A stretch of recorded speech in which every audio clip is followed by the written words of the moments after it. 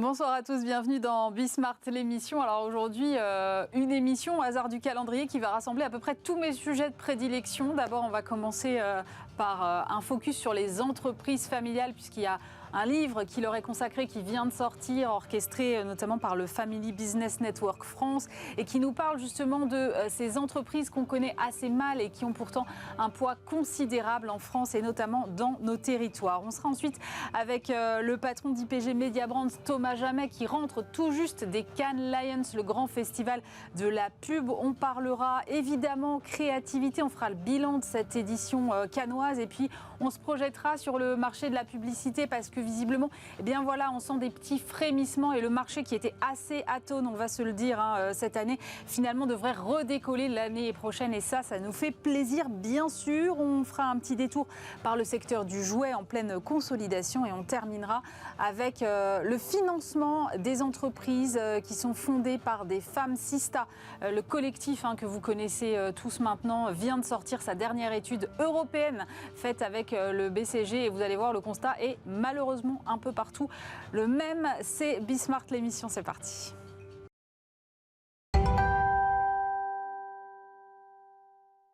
Et pour commencer cette émission aujourd'hui, on va parler d'un sujet que j'aime beaucoup, que sont les entreprises familiales. Et pour ça, j'ai choisi d'inviter Philippe Grodner. Bonjour. Bonjour. Vous êtes le président de FBN France, le Family Business Network France, réseau mondial des entreprises familiales qui est présent dans 65 pays. En parallèle de cela, vous êtes aussi le président du groupe Simone Perel. Et vous venez de participer à la réalisation d'un livre qui s'intitule « Les entreprises familiales, des aventures humaines qui font grandir les territoires » et dont l'objectif finalement est d'analyser l'impact économique de ces entreprises familiales. Donc je me suis dit, c'est l'occasion de reposer un petit peu le cadre, d'avoir un peu la big picture, comme on dit, sur ces entreprises familiales. Oui. Quel poids ont aujourd'hui les entreprises familiales en France ? Alors, il est souvent mal connu. Effectivement, un des mérites de ce livre est d'illustrer ce poids. Les entreprises familiales, toutes tailles confondues, représentent plus de, je dirais, 50% des emplois, déjà, ce qui est déjà beaucoup. Ouais. 83% du nombre des entreprises. 83% ? En nombre, oui, 83%, y compris les TPE. Évidemment, voilà, après, il faut segmenter. Alors, si je regarde dans des catégories un peu plus grandes, j'ai le chiffre précis, 75% des PME, c'est-à-dire jusqu'à 50 millions de chiffre d'affaires, sont familiales, 50% des ETI, c'est-à-dire de 50 millions à 1,5 milliard, et 20% des grands groupes sont familiaux. C'est-à-dire au-delà d'1,5 milliard de chiffre d'affaires. 20%, ce qui n'est pas rien du tout. C'est des centaines de milliers d'emplois en France. 50%, c'est des millions d'emplois, devrais-je dire. Et c'est mal connu. C'est mal connu, mais comment ça se fait que ce soit aussi peu connu alors que le poids, et comme vous venez très bien de le dire, chiffre à l'appui, est considérable ? Écoutez, souvent, nos politiques en général, depuis très longtemps, voyez deux catégories d'entreprises. Les grands groupes, le CAC 40, alors on en parle tous les jours, ou presque tous les jours, et puis les PME. Puis en fait, tout ça était un petit peu un marais mal connu, dans lequel nous, FBN, avons travaillé pour aider les familles d'ailleurs à s'organiser. On y reviendra sans doute. Le Family Business Network est constitué pour ça. Et donc, on a voulu structurer notre recherche. Et ce livre, justement, met en avant ce qu'est la réalité d'aujourd'hui de ces entreprises familiales pour que l'ensemble du monde économique puisse en prendre conscience et voir ces entreprises sous un nouveau jour, surtout qu'elles correspondent beaucoup à certaines des attentes aujourd'hui des jeunes générations.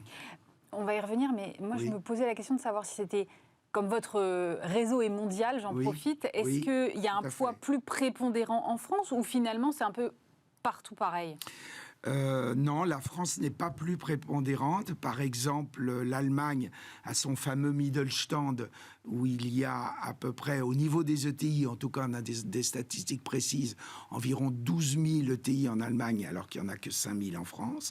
L'Italie, par exemple, c'est un chiffre que j'ai en tête, en a 8 000. L'Espagne, 7 000. Voilà quelques exemples. Et vu que notre réseau est mondial et couvre aussi bien l'Asie, l'Europe, le Moyen-Orient que l'Amérique, du Nord comme du Sud, on voit que ces entreprises familiales se développent partout dans le monde. Alors souvent, quand je parle d'entreprise familiale, on me dit « mais l'entreprise familiale, c'est la vision long terme et c'est ce qui explique finalement la pérennité du modèle. Est-ce que c'est vrai ou est-ce qu'il y a d'autres choses? Parce que j'imagine que s'il n'y avait que ça, ce serait peut-être un peu trop simple. Oui, il y a d'autres choses. Mais la vision à long terme est une chose importante dans un monde qui est aujourd'hui hyper financiarisé. Le fait de ne pas avoir, je dirais, le regard rivé sur le cours de bourse, c'est quelque chose qui permet, avec un actionnariat stable, d'avoir des objectifs à long terme. Et ça, c'est très important. Donc, quels que soient les aléas conjoncturels, une entreprise familiale, quand elle est évidemment bien dirigée et qu'elle a un actionnariat stable, ça c'est les conditions à mettre en place, et le Family Business Network œuvre dans ce sens, peut avoir cette vision à long terme. Mais c'est pas tout. Effectivement, vous avez raison. Il y a aussi, je dirais, la proximité avec les parties prenantes. Quand une entreprise est incarnée par une famille, cette famille forcément porte des valeurs. Et ces valeurs transpirent dans l'entreprise. Et donc, du coup, elles donnent du sens à l'engagement des salariés. Et ça, c'est très important. Justement, je parlais rapidement avant des jeunes générations. C'est très important pour attirer des nouveaux talents à une époque où ces jeunes cherchent à donner du sens à leur engagement professionnel. Donc, c'est un autre paramètre. Je peux aussi citer l'ancrage territorial, c'est-à-dire que ces entreprises, généralement de moyenne taille ou de taille intermédiaire, pour prendre le vocable officiel, sont dans des régions où la famille est de la région, donc l'ancrage territorial veut dire quelque chose. Et si par malheur, pour des raisons X ou Y, cette entreprise quitte le giron familial, elle peut être transmise à un fonds d'investissement, par exemple. Je n'ai rien contre les fonds d'investissement, mais elle perd un peu de son âme. Et le risque pour les salariés, si le fonds d'investissement est basé à l'autre bout du monde, sera regardé d'une autre façon que si la famille continue à diriger cette entreprise dans sa région d'origine, qu'elle ait 50, 20 ou 3000 salariés. Et on a eu des illustrations au public de ce genre de situation. Donc la pérennité des emplois passe aussi par une bonne gouvernance dans les entreprises familiales. Sur cet ancrage territorial, vous direz que ces entreprises familiales, elles sont finalement un facteur de développement des territoires ? Ah, complètement de développement et de maintien, si vous voulez. Elles ont un rôle économique et elles ont un rôle sociétal, je dirais même. Parce qu'au niveau de la région, avec tout l'écosystème qu'elles font travailler, les relations avec les chambres de commerce, avec les conseils régionaux, les emplois qu'elles créent dans la région, font vivre un bassin économique. Et si elles disparaissent ou si elles sont vendues dans des circonstances telles que je décrivais avant, elles perdent un peu elles perdent ou parfois elles disparaissent complètement. Et donc le Family Business Network est là pour justement essayer d'organiser leur gouvernance pour qu'elle se pérennisent et leur transmission pour qu'elles se pérennisent de la meilleure façon possible. Justement, la transmission, c'est un enjeu très très fort et je n'ai plus le chiffre en tête, mais il me semble que la proportion d'entreprises de taille intermédiaire qui doit changer de main dans les 10 prochaines années est très très élevée. Exactement. Comment on organise une succession? Parce qu'une transmission d'entreprise, pour que ça reste dans la famille, et en même temps, je dis toujours, le gène de l'entrepreneuriat n'existe pas, sinon ça se saurait. Je suis d'accord. Quelles sont les règles à suivre pour que ça se passe bien et que l'entreprise reste performante? Brièvement, d'abord, le taux de transmission intrafamiliale en France est très faible. On a un chiffre, il est de 14%. Ah oui, c'est pas beaucoup. C'est pas beau. Alors, pour donner encore, parce que ce qui est important, c'est les benchmarks, enfin les comparaisons avec d'autres pays, on est à 50% en Allemagne. Ah oui. Et c'est la force de ce Mittelstand dont je parlais tout à l'heure. Et on est à 70% de transmission intrafamiliale en Italie. Alors, quand on parle transmission, je vais faire très vite, il faut séparer la détention du capital du management. Absolument. Quand je parle de transmission, je parle de transmission de la propriété de l'entreprise. Après, comme vous dites, ce sujet de la transmission est essentiel parce qu'il faut que la famille propriétaire ait la lucidité et l'intelligence, je dirais même, de trouver le bon dirigeant. Ce bon dirigeant, il n'est pas forcément génétiquement formé par un des membres de la famille, il peut être aussi trouvé à l'extérieur de la famille. C'est pour ça qu'au Family Business Network, nous expliquons aux familles. Beaucoup de familles nous disent « Oh, mon fils, ma fille ne veulent pas reprendre, je vais vendre l'entreprise ». C'est pas le bon raisonnement. parce que si la famille reste actionnaire, si vous voulez, elle va continuer à porter les valeurs, elle va influencer la stratégie de l'entreprise, et elle peut, si elle a une certaine taille, du moins, confier la direction à un management externe, le temps qu'il faut pour que peut-être un jour un membre de la famille... Vous savez, nous raisonnons pas en trimestre au FBN, nous raisonnons en génération. Donc vous avez des beaux exemples, et je citerai par exemple la famille propriétaire d'Hermès. Voilà, quand même, tout le monde connaît Hermès. Ils ont confié pendant 15 ans, alors avant l'époque LVMH, enfin avant l'époque Lasso et LVMH, ils ont confié, puis 15 ans, la famille a eu cette lucidité de confier la direction de l'entreprise à un non familial qui a fait un travail considérable pour que finalement Axel Dumas reprenne la direction de l'entreprise il y a quelques années. Voilà. Donc tous les scénarios sont possibles. Alors ça se prépare, pour répondre à la deuxième partie de votre question, ça se prépare le plus tôt possible. Je dis souvent qu'il faut une dizaine d'années pour réussir une transmission, parce qu'il faut identifier dans les jeunes générations l'envie. Ouais. L'envie d'entreprendre, elle n'existe, comme vous dites, c'est pas génétique, tout le monde n'a pas envie d'entreprendre ou de prendre ce rôle, la compétence, bien entendu, et puis acquérir une légitimité. Il suffit pas d'être le fils de ou la fille de dans l'entreprise familiale pour prendre la suite, parce que si l'héritier, enfin j'emploie plutôt le terme de successeur, n'est pas compétent, eh bien il fera du mal à tout le monde, à lui-même ou à elle-même, aux actionnaires et aux salariés, parce qu'il va détruire de la valeur dans l'entreprise.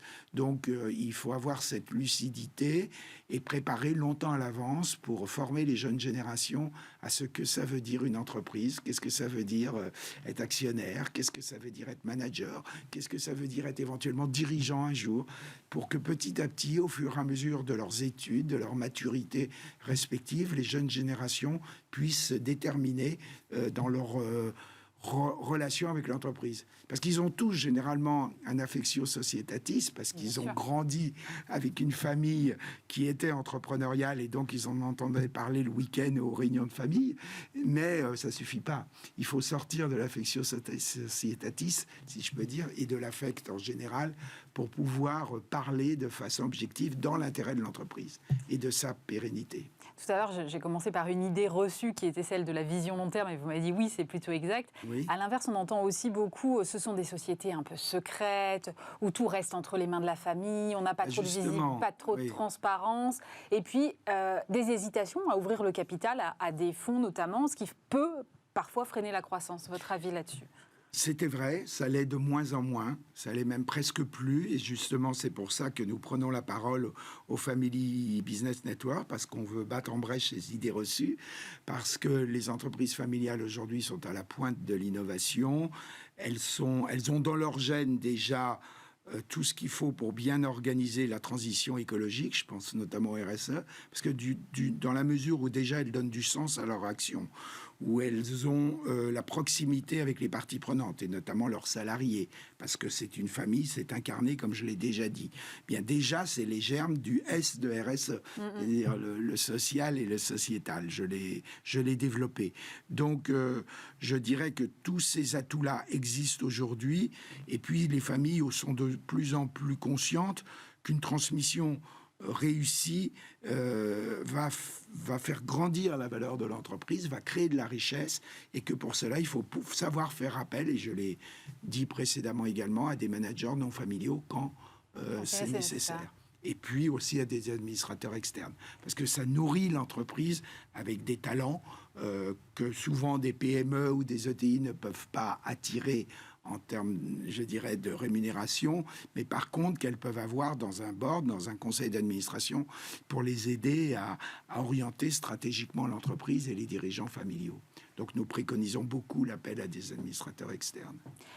Vous parlez des... Le recours, pardon, je voulais dire. Vous parlez des valeurs de ces entreprises, de leur rôle, de leur engagement dans la transition. Finalement, elles ont plein d'atouts, et en même temps, j'entends souvent qu'elles sont un peu en mal d'attractivité. Comment faire pour que finalement tout cela soit plus visible en fait aux yeux de cette jeune génération dont vous parlez? Alors, se faire connaître. Déjà, c'est ce que je fais ce matin et que notre association s'emploie à faire beaucoup. Deuxièmement, expliquer beaucoup dans les grandes écoles, dans les universités. Je dirais que, vous savez, quand vous êtes dans un grand groupe, il y a des avantages et des inconvénients. Et vous avez une chance sur 1000 d'accéder à un poste de direction important. Quand vous êtes dans un groupe familial, si, évidemment, le préalable, je l'ai déjà dit, la gouvernance de l'entreprise est bien organisée et qu'elle est claire vis-à-vis des talents externes et qui savent qu'ils peuvent grandir dans l'entreprise, voire la diriger un jour, eh bien, vous arrivez là à donner du sens et une attractivité aux entreprises familiales. Simplement, il faut qu'elles s'organisent elles-mêmes, parce que la clé de leur attractivité est aussi dans l'organisation de cette gouvernance interne, pour que, justement, ces clichés soient battus en brèche et qu'on ne pense pas que les postes clés sont forcément réservés à des membres de la famille, ce qui n'est plus vrai, enfin, du moins, chez tous nos adhérents, en tout cas, dans notre association. Plus du tout. Merci beaucoup Philippe Grodner. Je rappelle que vous êtes le président du Family Business Network en France et également président du groupe Simone Perel. Merci pour vos explications. Merci beaucoup.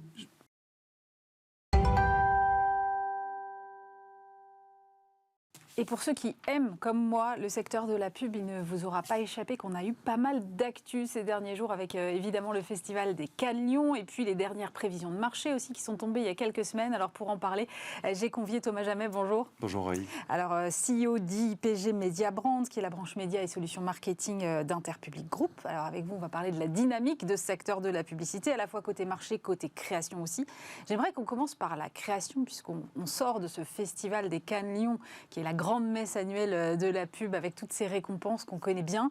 Vous y étiez d'ailleurs dans 2 jurys différents, je crois. D'abord, en termes d'expérience, qu'est-ce que vous en avez retenu à titre personnel, Thomas ? Alors, cette édition 2023, elle était exceptionnelle à plusieurs égards. La première, c'est que c'était les 70 ans du festival. Donc, c'est quand même une belle période sur laquelle cette vénérable institution qui est la publicité a connu beaucoup d'époques. Et là, cette année, c'était vraiment une époque assez marquante, une année assez marquante. Et je pense vraiment qu'il y aura un avant et un après Cannes 2023. On a l'impression que Cannes is back parce que la créativité a été vraiment marquée par énormément de choses, notamment la période post-Covid. Donc on voit une vraie évolution et peut-être même un certain retour à certaines grandes idées qu'on avait par le passé, que je peux vous raconter parce que c'était vraiment passionnant. Et puis aussi un enthousiasme qu'on n'avait pas vu depuis longtemps sur cet événement qui sont les Cannes Lions, où finalement on avait un petit peu l'impression que depuis des années ça tournait en rond, ça tournait en boucle. Évidemment, il y a eu 2 ans de passage à vide avec le Covid. L'année dernière était un épisode pas forcément très réussi parce que la guerre en Ukraine n'était pas loin, je pense que l'humeur n'y était pas. Mais cette année, alors même que la crise est là, ou était là d'une certaine façon, on a l'impression qu'on a voulu tourner la page. Et alors, il y a 3 choses qui m'ont marqué vraiment sur la partie créativité dans le palmarès qui a notamment été décerné aux plus grandes agences de publicité mondiales et aux plus grands réseaux créatifs.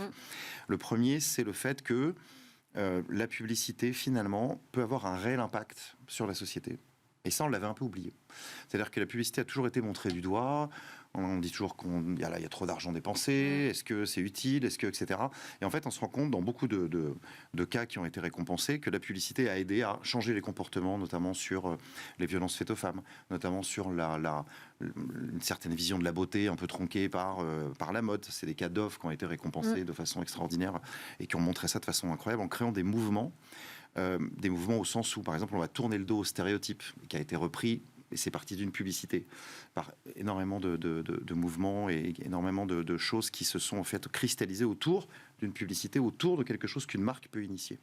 Et ça, c'est quelque part le signe que la publicité est indispensable à notre société et que quelque part, elle va plus vite dans le changement des mentalités que le cinéma, les séries ou l'industrie de la musique, pour faire changer des comportements et faire passer un message. La publicité est donc un formidable vecteur de changement. Et à Cannes, on a décerné cette année des super exemples. La deuxième chose, c'est que la technologie change vraiment la vie et la technologie peut vraiment réussir à avoir un impact concret sur le quotidien des utilisateurs ou des consommateurs de contenu. Ça, c'est un exemple assez incroyable au Brésil.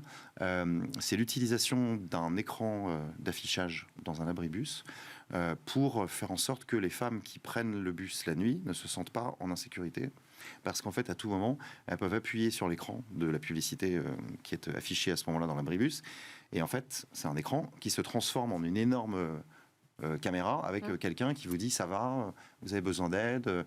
est-ce que je peux passer du temps avec vous, vous n'êtes pas en sécurité, et en fait il y a une interaction directe avec donc là l'idée créative est géniale, mais on imagine très bien aussi derrière que là s'il y a un but évidemment de quelque chose de l'ordre de la grande cause, et c'est très bien, il peut aussi y avoir un avantage commercial derrière, parce que pourquoi pas demain créer une interactivité, utiliser ces technologies pour vendre des produits, et finalement on voit que la techno arrive à vendre directement et à toucher les gens de façon très concrète. Et j'allais vous poser la question, parce que j'ai regardé un peu le palmarès, il y a aussi beaucoup de causes et beaucoup d'ONG, alors c'est toujours assez traditionnel, mais je me disais, est-ce qu'il reste encore de la place pour de la publicité produit ? Alors oui, il y a beaucoup de... Alors par exemple...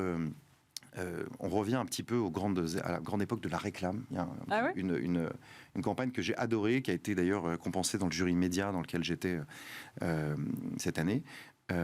C'est pour Blockbuster. Blockbuster, c'est les chaînes de vidéos, de location de vidéos aux États-Unis. Genre, ils louent des VHS. Ça existe et des DVD. Ça existe encore.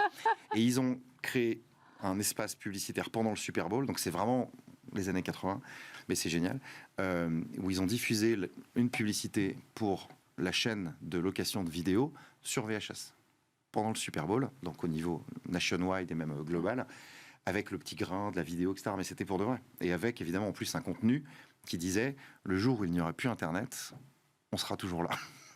C'est excellent. C'est génial. Et du coup, à la fois le fond et la forme montrent bien que on a, je pense, un peu cette nostalgie, un peu à la Stranger Things, peut-être, de cette grande époque où finalement, voilà, les magasins existent toujours. D'ailleurs, on voit que le retail, c'est aussi une année formidable pour le retail. Et que le e-commerce, à l'inverse, calanche un peu. Exactement. Donc, je trouve que on va revoir, à mon avis, beaucoup, et c'est tant mieux, d'exemples de créativité, je dirais, un peu classique, publicitaire. Alors là, c'est un exemple, mais c'est un exemple. C'est un peu l'américaine, c'est des mesures, c'est le Super Bowl, il y a plein de choses. Et Cannes, vous avez raison, c'est aussi la démesure, sans doute, un peu trop des grandes causes. C'est un peu le fait que l'industrie publicitaire cherche un peu à redorer son image, ou peut-être en tout cas de dire qu'on sert à quelque chose. Mais là, j'ai vu vraiment cette année qu'il y avait une vraie utilité, et surtout que c'était des marques qui, dans le palmarès, dans celles qui étaient récompensées, qui étaient légitimes pour le faire. C'est-à-dire qu'il y a eu beaucoup d'exemples par le passé de trucs un peu gimmick, un peu gadget. Un peu prétexte. Là, je parlais de Dove tout à l'heure. Dove, c'est une marque qui fait ça depuis des années, 20 ans qu'ils font ça. C'est ultra légitime, c'est très concret, ça marche très bien, les résultats sont là. Ils sont dans leur rôle et ils utilisent leur pouvoir de marque pour changer l'image des femmes de façon très concrète, en renouvelant un petit peu ce qu'ils faisaient avant. Donc ça, je trouve que ça marche bien. Voilà. Et puis vous me posiez la question il y a quelques instants, mais pardon, je suis un peu emporté par mon enthousiasme parce que c'était une édition formidable.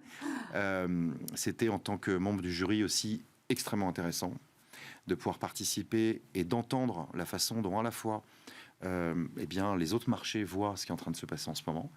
Et je trouve qu'il y a un retour à un enthousiasme, à une énergie, à une dynamique où je pense que tout le monde se dit c'est en train de repartir et on a envie que ça reparte, et on voit un peu partout des signaux faibles d'une reprise. Et puis également, j'ai aussi énormément été au milieu des jeunes talents de tous les pays, puisque j'étais dans un jury également qui s'appelait le jury Young Lions, qui récompensait des jeunes de moins de 30 ans de tous les pays. Donc j'étais dans le jury digital, et alors là c'était une explosion à la fois de talent, d'énergie, de cultures différentes, d'envie, de créativité. Et je suis ressorti là en me disant, on nous dit tous les jours que plus personne ne veut venir travailler en agence. C'est ce que j'allais vous dire, exactement. Les jeunes talents ne veulent plus venir travailler en agence média, parce que là c'était surtout des agences médias. Bah là, pardon, mais c'était une avalanche de créativité, d'envie, et donc voilà, je pense que c'est un secteur qui attire toujours, qui va de nouveau attirer, je pense.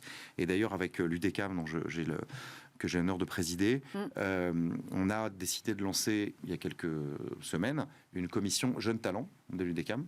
Donc, je les réunis la semaine prochaine, pour la première fois, les lauréats, parce qu'il y a eu des candidatures, et je ne m'attendais pas à ce qu'il y ait autant de candidatures.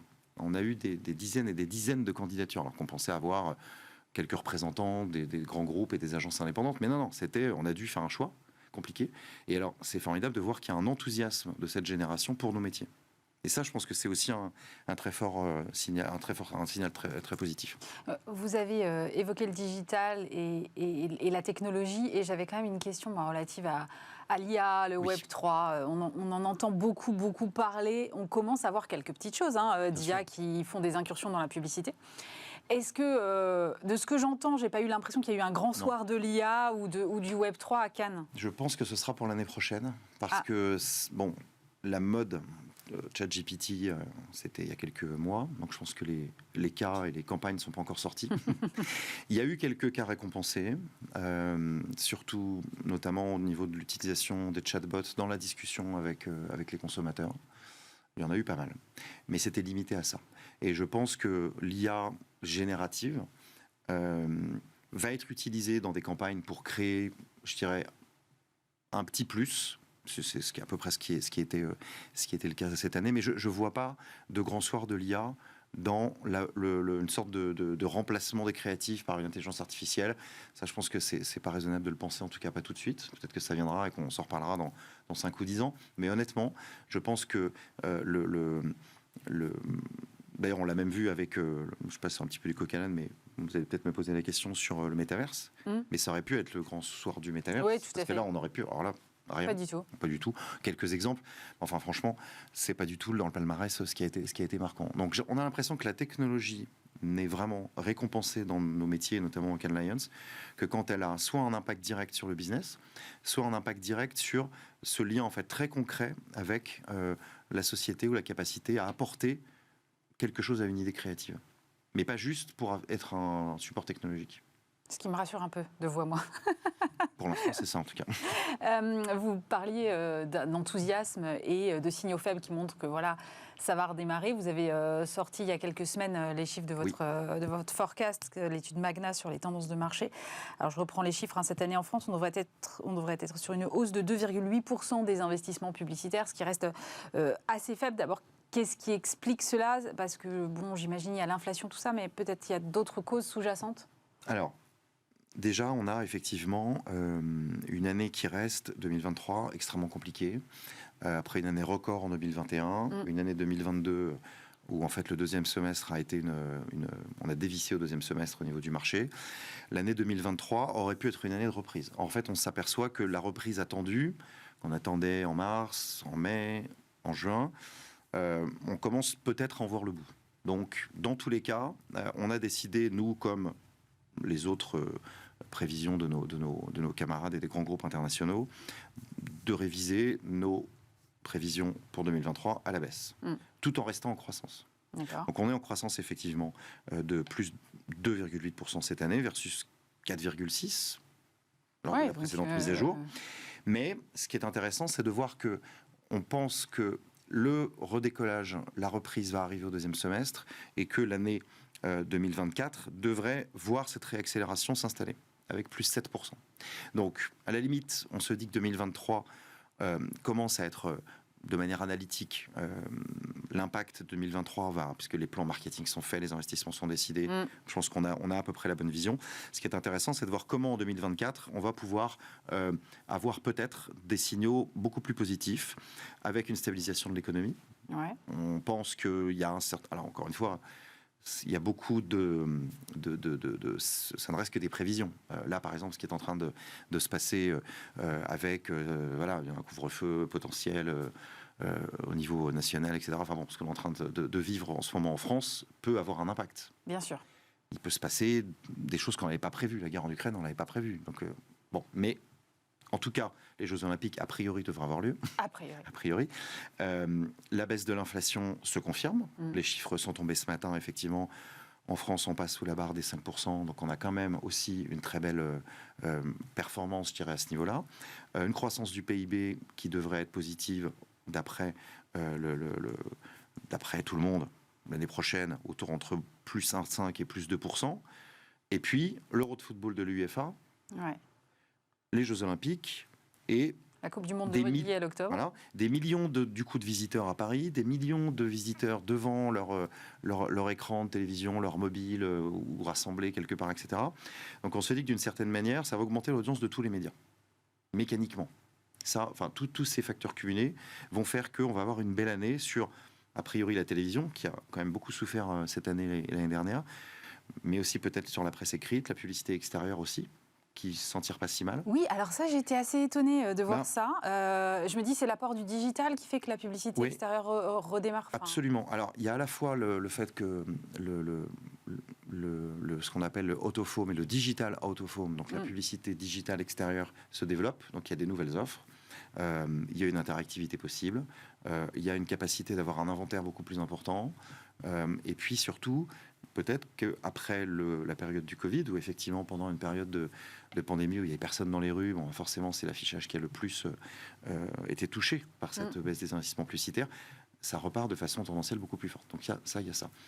Mais on peut dire que de façon globale, d'ailleurs c'est le cas aux États-Unis, la publicité extérieure se porte plutôt très bien. On a sans doute besoin de ces mass médias, de ces médias dits traditionnels, qui peuvent porter quelque part pour les marques à la fois de la notoriété, à la fois des messages commerciaux, dont on connaît la capacité de les mesurer également, ça c'est très important, par rapport à d'autres types de prise de parole, comme l'influence par exemple, où c'est un peu plus compliqué de mesurer, mais beaucoup plus compliqué, et d'une certaine façon d'avoir une capacité aussi à couvrir l'ensemble du territoire de façon unique, et de le faire de façon, je dirais, un peu comme le disent les Américains, on en parlait tout à l'heure pour le Super Bowl, nationwide. Et quelque part, la télévision, l'affichage ou la presse écrite, avec des marques médias, des effets de contexte qui sont plus à prouver, même aussi en termes de capacité, de qualité éditoriale, même si pour l'affichage c'est un peu différent, quoique, on se rend compte qu'on a ces valeurs refuges également qui peuvent être extrêmement, à mon avis, porteuses. Voilà. Mais au global, l'économie s'améliorant, on pense que on aura ce redémarrage fin 2023 pour 2024. D'ailleurs, on n'est pas les seuls à le dire. Effectivement, Magna, qui est notre institut de trading et également de forecast publicitaire en France, qui est dirigé par Céline Baumann sous la supervision de Bertrand Bodichon. Et au niveau mondial, on le voit aussi avec tous nos camarades, notamment aux États-Unis. On voit cette tendance percer. Et je pense que c'est un formidable signal. On voit également des annonceurs qui commencent à nous demander un peu plus d'innovation, plus d'idées, et peut-être toujours autant d'efficacité et de performance. Et évidemment, c'est la base, mais on sent qu'il y a un début de prise de risque, et que peut-être que ça augure d'une belle année 2024, dont on reparlera peut-être avec les Cannes Lions l'année prochaine. Je me posais la question, moi, puisque vous parlez du digital out of home, mais il y a un autre truc dont on entend beaucoup parler, qui est le retail média. Oui. Quelle est la réalité de ce marché aujourd'hui? Parce qu'il y a beaucoup d'effets d'annonce, beaucoup d'investissements qui semblent être faits, en tout cas. Quelle est la réalité de ce marché aujourd'hui, Thomas? Alors, on estime que sur l'année 2023, le retail média devrait générer 121 milliards de dollars de recettes publicité dans le monde, ce qui est énorme. 121 milliards de dollars, pour vous donner une idée, au niveau mondial, le marché publicitaire mondial, c'est 850 milliards de dollars. Donc, ah oui, quand même. C'est extrêmement important. Ah oui. Et c'est plus 12%, qui est une des plus fortes hausses de toutes les lignes qu'on a dans nos prévisions. C'est résultat de recherche de produits, parrainage e-commerce. Et puis c'est aussi des recettes publicitaires qui viennent de pure players, qui sont des géants mondiaux. Amazon, Alibaba en Chine par exemple, qui évidemment avec leurs offres extrêmement, je dirais, in-house, et avec une capacité à les délivrer, à les maîtriser et à les plugger à leur business, vous imaginez effectivement que c'est extrêmement rentable. Et puis il y a les distributeurs traditionnels, comme Walmart et Carrefour également, qui ont développé leur capacité média, qui ont fait des alliances, on l'a vu pour Carrefour récemment. Et donc on a des recettes publicitaires qui augmentent aussi sur Walmart et Carrefour notamment, avec une hausse de plus 19% sur cette année, pour atteindre 20 milliards de dollars. Ouais. Juste sur la partie publicitaire. Donc, d'une certaine manière, on se rend compte que... mais c'est ce que je disais tout à l'heure. En fait, la technologie, la data, le digital au sens large, et puis évidemment un certain nombre d'applicatifs qui peuvent être utilisés dans le cadre de ce qu'on appelle, en fait, tout simplement du retail ou du commerce. Quand ils sont utilisés à bon escient, dans le cadre d'un développement très concret de vente de produits, eh bien, on se rend compte que, et notamment des algorithmes, et donc de l'intelligence artificielle, eh bien, c'est extrêmement... c'est exponentiel, ça marche de façon extrêmement rapide. Et quand c'est en plus des grands réseaux mondiaux comme Walmart, comme Carrefour, comme Amazon, comme Alibaba, qui ont à la fois cette culture marketing, cette capacité de vendre et cette connaissance de leur propre réseau. Ouais. Et quand ils commencent effectivement à maîtriser ça depuis des années maintenant, c'est assez redoutable. Et évidemment, le retail média est une des tendances, alors peut-être moins glamour, quoique, d'une certaine manière, mais il devrait y avoir un lion retail média, ou retail. Je pense que ça devrait être le cas, à mon avis, dans les années à venir. Merci beaucoup pour votre éclairage, Thomas Jamet. Je rappelle que vous êtes le CEO d'IPG Media Brands.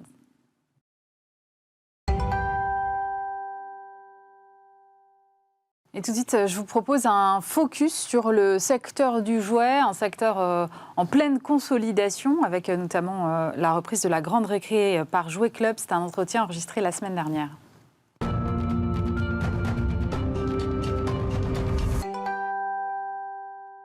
On parle maintenant du secteur du jouet qui en prend un mouvement de consolidation et je reçois pour en parler Franck Matet. Bonjour. Bonjour. Vous êtes porte-parole de Jouet Club, coopérative de commerçants indépendants spécialisée dans le jouet et qui vient de reprendre au début du mois une autre enseigne, la Grande Récré. Moi, je voulais savoir quels sont les contours d'abord de cette reprise, qu'on comprenne bien de quoi on parle exactement. Comment ça va se dérouler opérationnellement? Est-ce que, par exemple, on va imaginer une fusion des deux marques? Alors, notre projet de reprise consistait à dire on prend la marque La Grande Récré et elle va continuer à exister demain. On reprend près de 90% des magasins pour pouvoir leur redonner une activité saine et profitable. Et on reprend l'ensemble des personnels de ces magasins et aussi du siège. Donc en fait, le projet de Jouet Club, c'est de faire en sorte que la Grande Récré continue en tant qu'enseigne. Elle est indépendante de Jouet Club. Et pour garantir cette indépendance, en fait, on a 2 centrales de pilotage qui vont chacune exprimer les forces de chaque enseigne auprès des consommateurs. Donc notre projet, c'est effectivement d'avoir acheté cette enseigne qui était en difficulté, mais de lui continuer son activité. Donc les 2 marques resteront à l'avenir pour les consommateurs. Quel va être le premier chantier? Parce que vous le dites très bien, finalement, la Grande Récré était en difficulté. Donc comment on redresse la barre? Quelle est la stratégie? Alors la stratégie est à 3 niveaux qui doivent se faire en même temps, quasiment. Le premier niveau, c'était d'abord les équipes. Les équipes du siège, les équipes du magasin, c'était leur présenter le projet pour leur redonner des perspectives et les remotiver. Dans le même temps, il faut réapprovisionner les magasins, puisqu'il y avait des défauts d'approvisionnement des magasins compte tenu des difficultés de l'enseigne. Donc là, les commandes ont été passées dès le lendemain de la décision du tribunal qui a eu lieu le 9 juin dernier. Et puis, il y a aussi Noël qui arrive très vite. Oui, c'est ça. Puisque Noël, c'est début octobre, la saison. Ça se prépare maintenant, en fait. C'est 55% des ventes annuelles. Et en réalité, ça se prépare 1 an à l'avance. C'est ça. Donc, il y a eu évidemment un travail de préparation qui avait été fait par les équipes de la Grande Récré. Donc, notre travail aujourd'hui consiste à observer un petit peu toutes ces prévisions qui ont été faites pour passer les commandes de Noël, parce qu'on engage les commandes de Noël dès à présent, et faire en sorte que la marchandise arrive au mois d'octobre tel que le catalogue le permettra, et ensuite de travailler un plan de communication spécifique pour renforcer aussi la notoriété de la Grande Récré et dire à tout le monde qu'on est là, venez chez nous, vos enfants, pour avoir un beau Noël. Qu'est-ce qui fait la différence d'une enseigne à l'autre? Parce que moi, en tant que consommatrice, je vois les enseignes, j'identifie éventuellement leur design graphique. Mais après, dire si l'une est mieux que l'autre ou quelle est la force de l'une par rapport à l'autre, franchement, j'en suis bien incapable. En réalité, pour saisir la différence, il faut être client de ces enseignes. C'est vrai que vu de l'extérieur, un magasin de jouets, c'est un magasin de jouets, donc qui s'appelle La Grande Récré, qui jouait ou Jouet Club. On va dire, vu de l'extérieur, c'est pareil. Mais en réalité, tout est différent. Déjà, les noms des enseignes sont différents. L'image du magasin est différente, donc vous avez une ambiance qui est différente, donc vous allez vous sentir plus ou moins bien en fonction de ce que vous êtes. Et puis ensuite, il y a l'offre produit disponible dans le magasin qui va être différente. Un magasin Jouet Club, c'est 20 000 références disponibles à peu près. La Grande Récré, c'est 10 000. Donc vous voyez, il y en a deux fois plus chez Jouet Club. Et pour autant, les grands standards que tous les enfants veulent sont là, mais on vend aussi plein d'autres jouets. Et puis ensuite, eh bien, ça va être la relation client qui va se faire différemment, c'est-à-dire la façon dont on va accueillir le client, on va le conseiller, on va lui proposer des services. Donc tout cet ensemble permet d'apporter des nuances dans la proposition, et c'est sur ces nuances que les consommateurs font leur choix d'enseigne.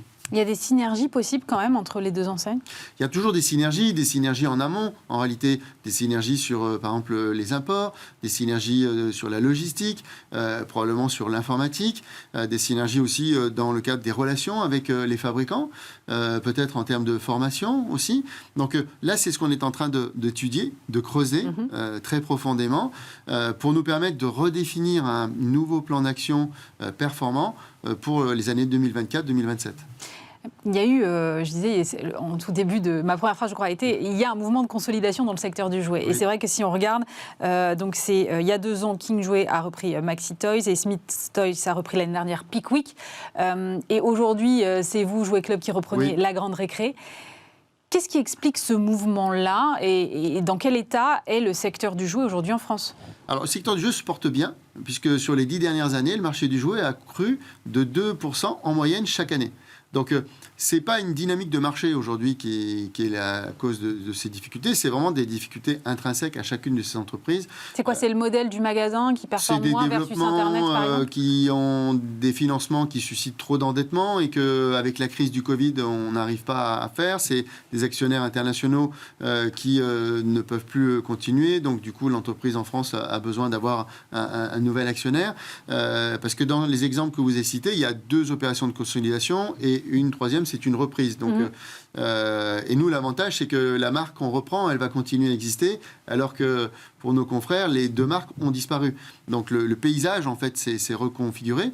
Mais c'est en fait des développements avec des crises de croissance parfois, des problématiques au niveau des actionnaires des entreprises, et puis une crise du Covid qui a été difficile pour certains, parce que quand on prend l'exemple de La Grande Récré, une enseigne qui avait une grosse partie de ses magasins dans les centres commerciaux, qui ont été fermés beaucoup plus longtemps que les magasins qui étaient en périphérie ou dans les centres-villes, eh bien, il fallait quand même payer les loyers. Donc, ça faisait des charges qui ont accumulé les dettes de l'entreprise et qui l'ont placé en difficulté pour arriver finalement à avoir un nouveau repreneur en cette année 2023. Mais donc, le marché du jouet, lui, va bien? Oui, il va bien. En fait, aujourd'hui, il y a une dynamique du marché qui est apportée par les adultes, justement, parce que 30% des ventes, aujourd'hui, sont faites par les adultes pour eux-mêmes. Donc, c'est une bonne nouvelle pour nous, parce que ça veut dire qu'il y a un potentiel énorme. Aujourd'hui, les adultes sont décomplexés des jeux ou des jouets, parce que ce sont des grands joueurs de jeux vidéo depuis leur adolescence, et ils continuent en tant qu'adultes. Et donc, on a plaisir aujourd'hui à avoir une figurine de Pikachu ou de Dragon Ball Z dans sa chambre, dans son salon, dans sa cuisine. Donc, ce sont des jouets à forte valeur. Le prix moyen d'un jouet pour un enfant, il est inférieur à 20 € aujourd'hui, quand celui pour un adulte, il est supérieur à 50 €. Donc, vous voyez, en termes de valeur, ça amène un nouveau potentiel à notre marché, et ça permet aussi de compenser la baisse de la natalité des enfants. Donc, globalement, les équilibres se font différemment de ce qu'on a pu connaître au cours des années précédentes. Et grâce à ces nouveaux équilibres, eh bien, il y a une dynamique du marché qui est là. Et puis en 2023, on est sorti de toutes ces années Covid, de ces années où il y a eu un ralentissement des développements de création auprès des fabricants. Et on a des belles nouveautés qui arrivent sur cette fin d'année. On a beaucoup d'actualités cinéma avec des super-héros. Et la licence, c'est 1 jouet sur 4 vendu en France. Ah ouais. Donc, c'est un facteur de dynamisation de notre marché. Donc, on est plutôt confiant sur cette fin d'année. Si en plus l'inflation se met à ralentir, voire à disparaître complètement dans les produits, notamment alimentaires, ça va dégager du pouvoir d'achat pour faire des cadeaux aux enfants et à soi-même. Merci beaucoup pour votre éclairage. Franck Mathey, porte-parole de Jouet Club.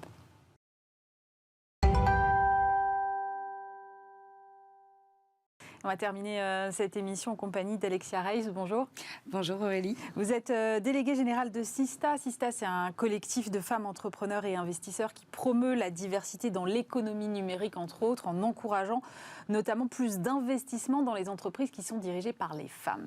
Et alors, Alexia, vous avez publié il y a quelques jours un baromètre européen avec le BCG. Bilan des courses. En 2022, les startups fondées par des femmes sur les principaux marchés européens ne représentaient que 10% des startups créées, 7% des fonds réalisés, des levées de fonds réalisées et seulement 2% des fonds levés. De quoi ça vient? Et est-ce que ce n'est pas un peu dramatique que le constat, si je comprends bien, soit un peu le même partout? Exactement. Alors, en fait, chez Sista, avec le BCG, on publie un baromètre tous les ans, depuis déjà 4 ans. Et cette année, donc vraiment ce qu'on a voulu faire, voyant que les chiffres en France avaient des difficultés à bouger, on s'est dit, bon, on va aller regarder ce qui se passe en Europe pour regarder, pour voir s'il y a un peu des best practices à aller tirer des autres pays. Et le constat, vous l'avez dit, il est sans appel. Il n'y a vraiment personne, aucun pays en Europe qui est meilleur que les autres. Donc, les chiffres que vous avez donnés sont au niveau du coup européen, puisque l'étude portait sur la France, l'Angleterre, la Suède, l'Espagne et l'Allemagne. Ouais. Ce sont les 5 pays que nous avons étudiés. Et la réalité est la même partout. Les équipes féminines sont très peu ou pas financées. Comment ça s'explique? Parce que quand même, j'ai l'impression que ça fait longtemps qu'on le dit et votre travail depuis plus de 4 ans maintenant fait remonter ces choses-là sur la scène publique, sur le débat public, ce qui n'était pas le cas avant. Comment ça se fait qu'on n'y arrive pas? Il y a plusieurs facteurs. Alors déjà, l'année qu'on a étudiée, donc l'année 2022, a été un peu particulière puisqu'on est en contexte de crise. Du coup, crise du financement. Et là où on avait pu voir les années précédentes des petites améliorations en faveur des femmes entrepreneurs, en fait, tout de suite, dans une crise assez classique, les dernières avancées sont les premières coupées dans ce type de situation. Et donc là, c'est vraiment ce qui s'est passé sur cette année-là et avec tous les pays. Donc il y a eu moins de femmes qui ont fondé des entreprises et lorsqu'elles l'ont fait, elles n'ont pas été financées. Voilà, donc ça, c'était un petit peu le premier constat explicatif. C'est vraiment le contexte économique qui est compliqué actuellement lié à cette crise du financement en Europe. Et après, en fait, il y a plusieurs autres raisons qui expliquent ça. La première, qu'on travaille énormément avec Sista, c'est les biais cognitifs des investisseurs. En France, on a étudié du coup les personnes décideuses au sein des fonds d'investissement et ce sont à 85% des hommes. Et les biais cognitifs font qu'on va avoir tendance à se rapprocher de personnes qui nous ressemblent et auxquelles on s'identifie. Et donc, les hommes décideurs vont avoir tendance à financer d'autres hommes. Donc, nous, c'est le travail que nous faisons au quotidien avec les fonds d'investissement, c'est vraiment de les former à ça, leur dire que une femme qui pitch, qui présente son entreprise, ce n'est pas pareil qu'un homme, qu'il va y avoir, qu'il faut ouvrir son investissement à plus de diversité, à plus de parité, et il faut aussi compter le nombre d'investissements qu'on fait en faveur de femmes. Si je vous entends bien, ça voudrait dire que, par exemple, une équipe mixte, elle aurait plus de chances de lever des fonds, par exemple, qu'une femme toute seule? Absolument. Et ça fait partie des choses que nous avons mesurées dans ce baromètre-là, puisque là, les chiffres que vous avez donnés concernent les équipes fondatrices féminines, mais les équipes mixtes tirent beaucoup plus leur épingle du jeu. Elles lèvent en moyenne 4 fois plus que les équipes féminines. Et c'est un peu pour nous le signal positif de cette étude, puisqu'il y a de plus en plus d'équipes mixtes fondatrices, et elles ont beaucoup plus tendance à être financées que les équipes féminines. Est-ce que quand même, comme vous avez screené plusieurs pays, il y a des choses qui marchent un peu mieux, et est-ce que vous avez des éléments d'explication? Je pense qu'on parle souvent des pays nordiques. Est-ce que la Suède, par exemple, s'en sort mieux que nous? Eh bien, c'est vraiment ce qu'on espérait trouver. Et en fait, la Suède, on a un peu déchanté parce qu'en effet, la société est beaucoup plus favorable à l'entrepreneuriat au féminin, puisque une boîte sur 3 en Suède est fondée ou cofondée par une femme. Ah oui. Contre à peu près 1 sur 5 en France. Du coup, on s'est dit, génial, on a atteint la barre des 30%, un peu plus. Mais sauf que c'est le pays qui finance le moins les femmes entrepreneurs. Voilà. C'est presque paradoxal, en fait. C'est complètement paradoxal, et c'est vraiment... puisque nous avons mesuré plusieurs critères. Donc, sur les créations d'entreprises, ils sont au top, ils sont premiers, et ils sont derniers sur le financement. C'est presque, c'est presque inexplicable, en fait. C'est explicable par tout ce qu'on s'est dit, et après des choses peut-être aussi propres au pays, mais en effet, l'entrepreneuriat au féminin comme on l'entend, qui doit se faire financer, qui a besoin de soutien financier, en Suède, ne fonctionne pas. Vous parliez des rapports avec les fonds et effectivement le besoin aujourd'hui qu'ont les fonds d'ouvrir un peu à davantage de diversité. Il y a beaucoup de choses qui sont quand même faites, en tout cas des déclarations d'intention, voire même je sais que France Invest a mis en place une boîte à outils pour justement encourager. Est-ce que finalement toutes ces chartes, toutes ces boîtes à outils, ça sert à quelque chose ou c'est difficile parce qu'en fait, ça va prendre du temps de faire monter ces femmes à des niveaux de décision tels qu'elles auront ensuite un impact sur les investissements Oui, ça va prendre du temps. Après, nous, on se bat pour quand même le faire, que ça existe, pour essayer d'embarquer avec nous un maximum de personnes de l'écosystème et aussi au niveau du gouvernement. On essaye vraiment d'attirer l'attention sur ces sujets-là. Il y a, en fait, il y a des actions qui sont prises à plusieurs niveaux. Vous avez parlé de France Invest, il y a aussi la French Tech qui a créé le pacte parité, puisqu'en fait, c'est un ensemble. Le pacte parité, c'est un peu différent, ça concerne la place des femmes au sein des comités de direction. Là aussi, c'est quelque chose qu'on constate, c'est qu'il y a peu de femmes dans les comités de direction de la tech.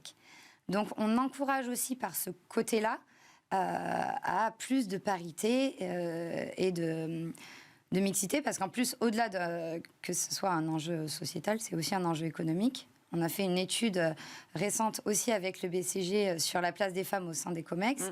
Et les équipes directrices les plus paritaires surperforment à 6,5%. Ah oui, donc il n'y a pas de débat en fait. Non, il n'y a pas de débat. Et c'est pour ça qu'en fait, nous on insiste sur la nécessité de plus de diversité, en effet, au sein des équipes de direction et aussi dans les équipes fondatrices, parce que c'est ça qui permet d'ouvrir un scope plus large, au final. En attendant que les mentalités évoluent et que tout ça se fasse de façon un peu naturelle, je vois fleurir de plus en plus de fonds d'investissement qui ont pour cible justement de financer les femmes. Je pense à Leia Capital, à Win Equity ou d'autres. Je crois que Sista aussi a lancé un fonds. Oui. C'est une étape indispensable en attendant que ce soit généralisé.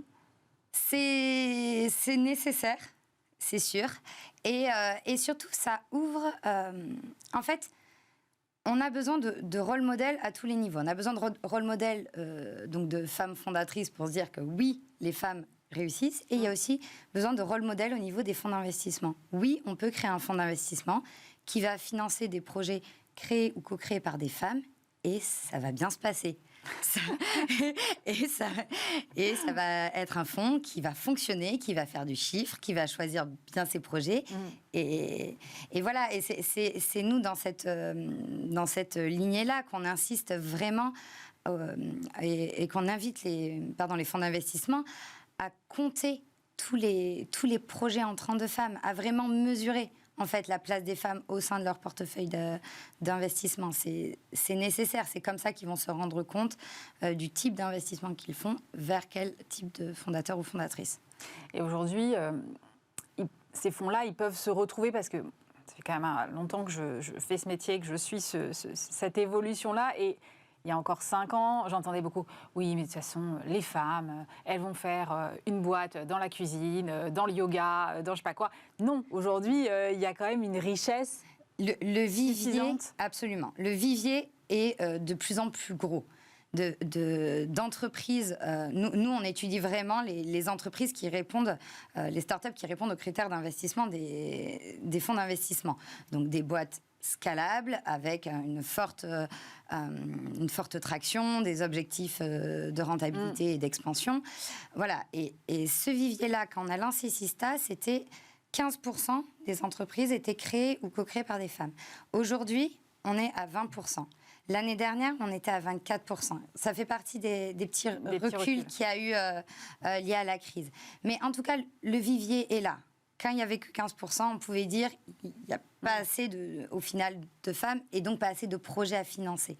Maintenant, il y en a beaucoup plus. Donc, ce n'est plus un sujet et surtout, à tout le spectre des startups est couvert.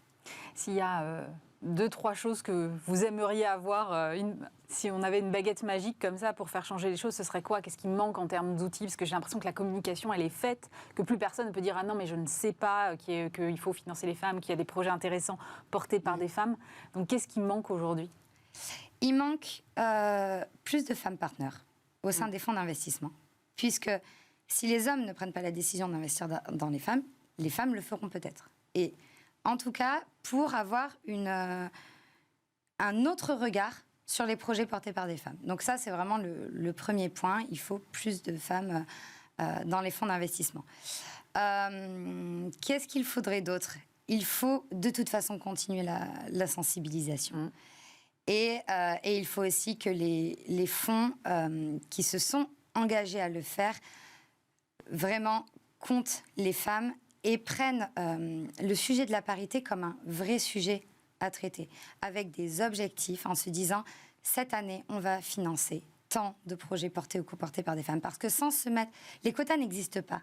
Et sans s'en mettre pour son propre fonds, en fait, on n'y arrive pas. On a toujours une bonne excuse pour ne pas faire les choses. Si c'est, comme pour n'importe quelle entreprise, un projet qui est identifié, qui est mesuré, mesurable, avec des objectifs, une communication adaptée, etc., ça va donner aussi envie aux femmes de présenter leur dossier à certains fonds qui vont qui vont avoir une appétence particulière pour les projets portés par des femmes. Merci beaucoup Alexia Rey. Je rappelle que vous êtes la déléguée générale de Sista. Merci d'avoir été avec nous. C'est la fin de cette émission. Évidemment, on se retrouve vendredi prochain. Et puis d'ici là, vous pouvez nous retrouver en replay sur le site de Bismart, mais aussi en podcast sur toutes vos plateformes préférées. Passez vraiment un excellent week-end sur Bismart.